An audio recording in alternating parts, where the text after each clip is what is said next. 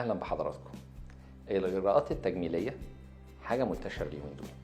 الناس كلها بتسعى للتجميل والجمال، ومن أشهر الحاجات اللي دايما بنسأل عليها حقن البوتوكس والفيلر. لازم نعرف الفرق بين الاتنين عشان نعرف احتياجاتنا، استخداماتهم ايه، ويفيدونا ازاي. البوتوكس هي دواء أو مادة بتستخدم للحقن لإرخاء العضلات، ومن ثم تقليل أثر التجاعيد التعبيرية اللي بتظهر على البشرة، اللي هي بتبقى ناتجة من انقباض العضلات. يعني طول اليوم بنعبر بوجهنا، بنبتسم، بنندهش، بنكشر. الحاجات دي مع تكرار التعبيرات ومع ان العضلات في الوجه ربنا خالقها ماسكة في الجلد بتؤدي ان تبتدي تظهر تجاعيد على الجلد. التجاعيد دي نقدر ان احنا نقلل ظهورها، نقدر ان احنا نقلل الابيرنس بتاعها او وجودها، نقدر ان احنا نحد من تكونها عن طريق حقن البوتوكس. التجاعيد او الخطوط التعبيريه بتبدا في الظهور الاول مع الحركه، انها بمرور الوقت بتاخد شكل خط ثابت على الجلد مع تعبير الوجه او بدون. عشان كده حقن البوتوكس مهم. الحقن بيتم داخل العضله اللي بتعمل التعبير. التقييم لازم يتم بواسطه الطبيب المتخصص، لان هو اللي عارف مكان العضله وشكلها، ومش كلنا زي بعض. كل واحد تعبيرات وجهه بتاخد شكل مختلف وبتزداد ظهورا مع تقدم السن. عشان كده بتختلف الجرعه اللي بتتحقن من شخص لاخر، وكذلك المده. لكن في المعتاد مع اول حقنه ما بتقلش مده تاثير حقن البوتوكس عن 3 شهور، وبمرور الوقت وبتكرار الحقن بنقدر ان احنا نحافظ على شباب البشره، بنقدر ان احنا نقلل كمان من الجرعه اللي احنا محتاجينها. البوتوكس مش فايده بس في التجميل، لكن في الامراض الجلديه بشكل عام. بيساعدنا ان احنا نقلل ونتحكم في زياده افراز العرق للناس اللي بتشتكي من فرط التعرق تحت الابط او في الكف او كمان في القدم، وكمان في الوجه.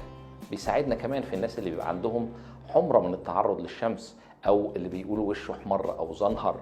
ده بحقن البوتوكس بكميات قليله قوي وبجرعات موزعه بشكل دقيق على الوجه بنقدر نتحكم في الاحمرار اللي بيحصل في البشره.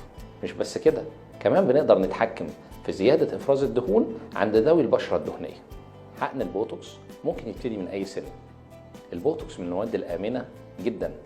حقنها بواسطه الطبيب المختص بيقلل فرصه حدوث اي اعراض جانبيه من اللي ممكن نسمع عنها.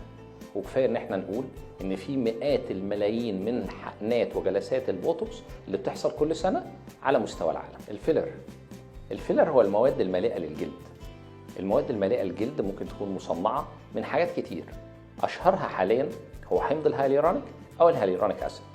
تكنولوجيز كتير في التصنيع من شركات عالميه كتير.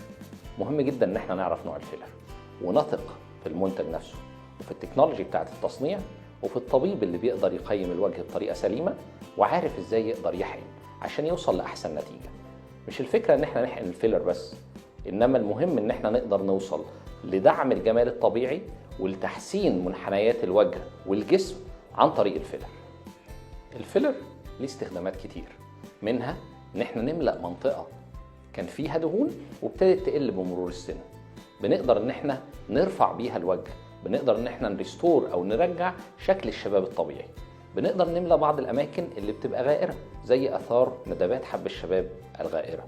ممكن احنا نزود حجم زي الشفاه، ممكن نقدر نحدد الضغط، ممكن نقدر نملى منطقه منتصف الوجه عند الوجنتين.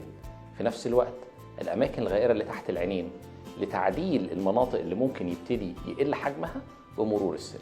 حقن الفيلر تحديدا لازم يكون عند طبيب مختص متمرس دارس كويس التشريح بتاع الوجه، تشريح الجسم او المنطقه اللي هتتحقن، عشان يقدر يحقن في المستوى السليم، يحقن الكميه المطلوبه بدون زياده وبدون نقصان، وكمان يقدر يختار المنتج اللي يناسب الحاله اللي قدامه.